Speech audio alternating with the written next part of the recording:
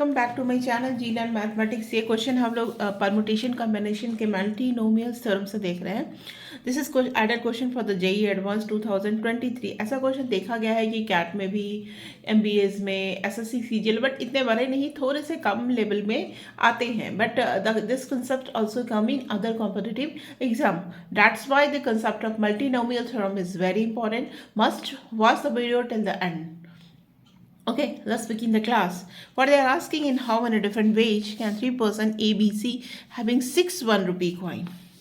इसके बाद A के पास 6 है, क्या है, 1 रुपी का कॉइन है, और B के पास 7 1 रुपीज़ के कॉइन है।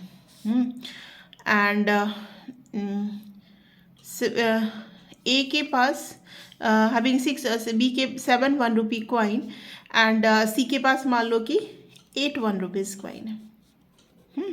लिखा हुआ है क्वेश्चन में, एंड 8 1 रुपी कॉइन। मैंने ABC कर लिख दिया, सबको अलग अलग डेजिग्नेट कर दिया, इससे कोई फ़र्क नहीं पड़ेगा। इसमें से डोनेट 10 1 रुपीज़ कॉइन को डोनेट करना है कलेक्टिवली। अब देखो, ये भी हो सकता है, इसके पास 6 है तो ये 6 में से हो सकता है ये 2 दे दे, है ना, और ये 6 दे दे, और ये जो बचा वो दे दे ये। तो ऐसा तो बहुत सारे कॉम्बिनेशंस हो सकते हैं ना, कि आपको इस तीनों के सम को कितना तक पहुंचाना है, 10। तो हम ऐसे करने के लिए, ऐसे सॉल्व करने के लिए, तो ये कॉम्बिनेशन कुछ भी हो सकता है। मान लो ये 1 दे दिया, ये 8 दे दिया, इसके पास तो 8 है नहीं, ये 7 दे दिया, मान लो मैक्स से 7 दे दिया, 7 8, ये 2 दे दिया। तो इस तरह के there are so many combinations for this. तो हम लोग इसको सॉल्व करने के लिए मल्टीनोमियल का यूज़ करते हैं। तो हाउ वी विल यूज़, तो हमको क्या लेते हैं, x1 plus x2 plus x3 is equal to 10 rupees. ये x1 is the amount, suppose करो, पेड बाई A, ये पेड बाई B, ये पेड बाई C। लेकिन तीनों का सम क्या होना चाहिए, 10 होना चाहिए। हाँ, लेकिन इसमें एक कांस्टेंट क्या है कि जो A है या x1 है वो मैक्सिमम कितना दे सकता है, आइदर कुछ नहीं देगा, है ना, या मैक्सिमम कितना दे सकता है, 6। सिमिलरली x2 के पास क्या कुछ नहीं देगा, या आइदर 7 दे सकता है ना। सिमिलरली इसके पास भी यही होगा, x3 आइदर कितना देगा, 8 देगा। तो ये हमारे पास कांस्टेंट है, वेरिएबल 3 है, इक्वेशन 1 है, और हमको ऐसे सोचना है। तो ये है क्वेश्चन का जो फर्स्ट पार्ट होता है, वो ये है। अब how to solve this problem, मान लो कि हाँ, अब क्या करते हैं, ये x1 है, ये ऐसा दिया, x0 अमाउंट दिया पहली बार में, x1 अमाउंट दिया, ऐसा ऐसा करते करते हुए कितना तक देगा, x6 तक देगा, है ना। और सिमिलरली x2 भी ऐसा ही, x0 x1 से लेके x7 तक देगा।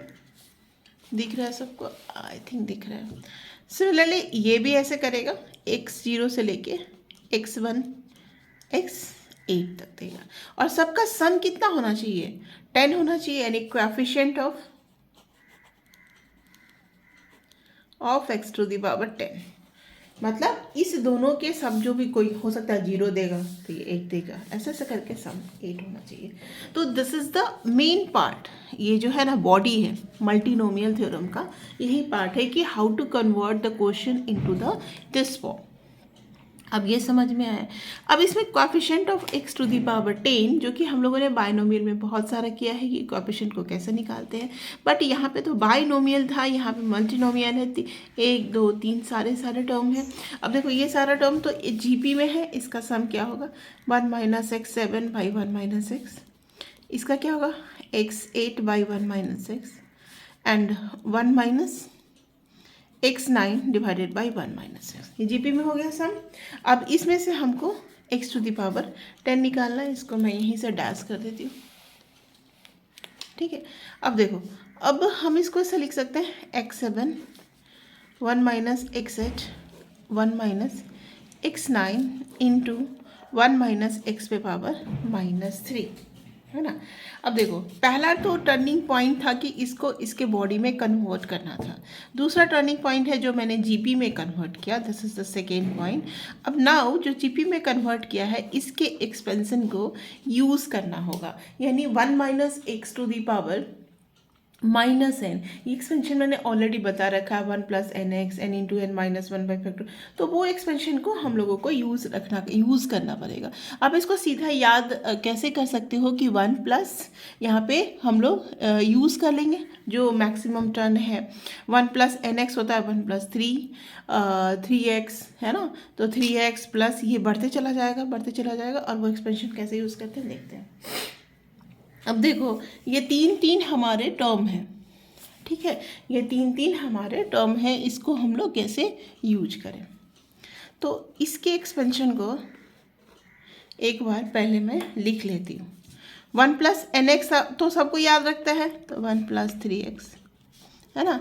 एंड प्लस ये 3x आता क्या है, 3c1 से आता है और ये बढ़ते जाता है, यही बात मैं भी बताई। 4c2 x square plus 5c3 x cube, है ना। तो 4c2 x square 5c3 x cube और ऐसा होते जाएगा, बट ना। एंड ये जो लास्ट टर्म आएगा हमारा क्या आएगा, 12c10 x10। अब बोलोगे कि मैम आपने x10 तक ही क्यों किया, बिकॉज हमको जो कोएफिशिएंट निकालना है वो किसका निकालना है, x10 का निकालना है। हमको कोएफिशिएंट x10 का निकालना है। अगर हम इससे ज़्यादा बढ़ेंगे तो हमको उस बात का कोई, ये तो बहुत दूर तक जाएगा, है ना, बहुत दूर तक जाएगा, तो उससे हमको कोई मतलब है नहीं। हाँ, हमको यहीं तक मतलब है क्योंकि मैक्स तो यही होगा। तो हमको यही काम करना है कि इसके कोएफिशिएंट को यहीं तक ही करके रखना है।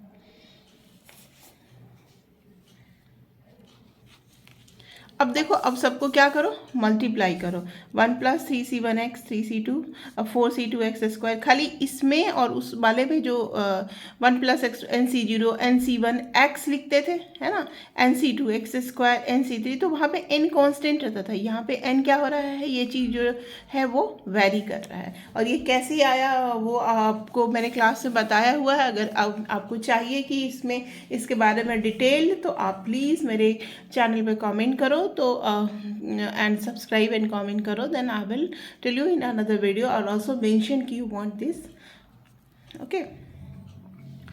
तो नाउ अब हमारा नेक्स्ट टारगेट है कि x टू दी पावर 10 के कोएफिशिएंट को ढूंढना है। अब इस सब को मल्टीप्लाई करोगे तो बहुत सारे टर्म आएंगे, है ना। अगर मान लो मैं इसको मल्टीप्लाई करती हूँ तो क्या क्या चीज़ आएगा, 1 माइनस x7 1 से करेंगे तो पहला तो एक 1 टर्म आएगा ही, x7 को 1 से करेंगे x7 आएगा। सिमिलरली x8 को 1 से करेंगे x8 आएगा, x9 को 1 से करेंगे x9। अब देखो, ये दोनों को अगर कंबाइन करके करते हो 8 8 16 17, इस दोनों को बोलो मैम इसका भी आएगा, इसका भी आएगा। ये ऑल जो टर्म है वो सब 1 से 10 से ज़्यादा आएगा। मान लो कि x7 प्लस 9 करें, ठीक है, तो 16 हो गया, ये कितना हो गया 15 हो गया, तो वो सब टर्म लेंगे तो that will be greater than 10। तो हमको उससे मतलब है ही नहीं, आपको वहाँ तक जाना है जहाँ से x10 आ जाए। अब देखो, यहाँ पे पहला टर्म x10, तो पहला टर्म क्या हो जाएगा, पहला टर्म जो है ये है 12c10, तो 12c10 will included in our option 7 है। 7 को 3 चाहिए, 3 चाहिए, 7 को क्या चाहिए 3 चाहिए, और इसका कोएफिशिएंट क्या है 5c3, तो हम लोग क्या लिखेंगे 5c3। 8 को क्या चाहिए 2 चाहिए, तो 2 चाहिए तो माइनस 4c2 लिखेंगे। एंड जो ये फर्स्ट है ये x है, 9 और 10, x पे पावर 9 देखो इंटू एक्स, तो 9 प्लस 1 पावर ऐड होगा 10 हो जाएगा, तो ये हो जाएगा 37। और ये सारा कुछ बताएंगे, this is the coefficient of x to the power 10। अब बच्चों को बहुत सारा डाउट इसमें होगा, क्या क्या डाउट है कि पहले तो ये कन्वर्ट किया, यहाँ तक भी समझ में आया, यहाँ तक मैम ये जो मल्टीप्लाई आप कैसे कर दिए, 1 मैंने पूरा 1 को किया, x7 ये कैसे इससे नहीं होगा, पूरा तीनों का मल्टीपल करना चाहिए था, ये सब I have to do, but क्यों हम वेस्ट करें टाइम को, हमको तो x टू द पावर 10 से मतलब है ना। तो जैसे जैसे 1 को एक बार किया, x7 को 1 से, x8 को, क्योंकि दो का भी कम्बिनेशन करोगे ऑल आर मोर देन 10, तो हमको फिर इसके एक्सपेंशन में भी हमने यहाँ तक आके हम रुक गए x टू दी पावर 10, क्योंकि x टू दी पावर 10 के बियॉन्ड हम नहीं जा सकते क्योंकि वो ज़्यादा आ जाएगा। 10, 11 का कोई मतलब ही नहीं है हमको वो ज़्यादा लेके, क्योंकि यहाँ पे कुछ माइनस में चीज़ें नहीं है, सब प्लस में है, तो वहाँ हमको जाना नहीं है। Now this is the our answer. 12C10 का वैल्यू क्या होगा? फैक्टोरियल 12 फैक्टोरियल 10 फैक्टोरियल, ये सब तो याद रहता है आदमी को, बट फिर भी मैं आप लोगों के लिए लिख दे रही हूँ। माइनस फैक्टोरियल 4 फैक्टोरियल 2 माइनस इसका तो सीधे 3 लिख देंगे, है ना। एंड दिस 10 कट गया, 11 12 हो गए, तो 12 6 हो गया, 66 हो गया। ये 66 minus 10 minus 6 minus 3 is equal to 47 answer, है ना। तो this is the answer. 66 minus 10 minus 6 minus 3 is equal to 47। अब now again we will repeat how हम लोगों ने कैसे कैसे किया है। क्वेश्चन क्या है? In how many different ways can 3 person ABC। मान लो कि तुम 3 फ्रेंड हो, तीनों के पास 6 रुपये 7 रुपये और 8 रुपये का कॉइन है, और तुम तीनों को मिलके 10 रुपये कॉइन डोनेट करना है, तो कैसे करो? हो सकता है तुम कभी 1 दो, या हो सकता है तुम पैसा दो ही नहीं, 0 दोगे, और दूसरा कुछ और दे देगा, तो दोनों तीनों को मिला के, तो ये इस तरह के कम्बिनेशंस जो हैं, मान लो तुम्हारा 0 से 6 एक तुम्हारी कैपेसिटी है लिखा, दूसरा तुम्हारे फ्रेंड की इतनी कैपेसिटी है, फिर इसकी इतनी कैपेसिटी है, तो इसमें coefficient of x to the power 10 निकाल के हम इसको एक्सपेंशन करेंगे। यही इसका बॉडी है। This is the main turning point of the question कि आपको ये स्टेप करना है, फिर जीपी, फिर यहाँ पे एक्सपेंशन में कभी कभी बच्चों को डाउट होता है, फिर यहाँ पे डाउट होता है कि मैम बाकी का टर्म क्यों नहीं लिखे। बाकी का टर्म आप चाहो तो लिख लो, but there is a no use of that overwriting, okay ना। तो नाउ उसके बाद हमने 12C10, इसका देखो 10 से फैक्टोरियल 10 11 इंटू 12 करेंगे तो 66 आएगा। ये सारा एक्सपेंशन हो गया, and 47 is our answer. If any doubt please write in a comment box. Thank you for visiting my channel.